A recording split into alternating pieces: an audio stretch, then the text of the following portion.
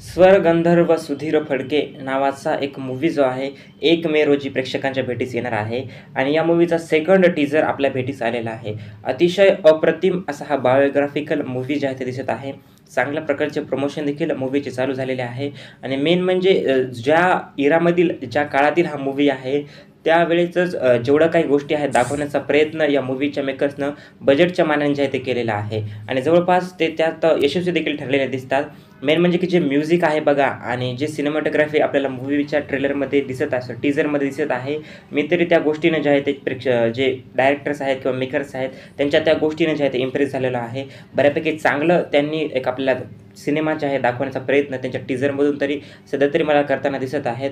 तर teaser overall तर मला चांगले वाटलेलं आहे. सुधीर फडके यांचा एक बायोग्राफी आपल्याला या चित्रपटातून समजेल आणि नक्कीच मी तरी एक्सायटेड आहे या मूव्हीसाठी. 1 मे हा चित्रपट रिलीज होत आहे. आता बघूया की चित्रपटाचे ट्रेलर कसे निघते व कसे नाही. तुम्हाला या मूव्हीचे ट्रेलर कसे वाटले नक्की मला कमेंट सेक्शनमध्ये सांगा. थँक्यू.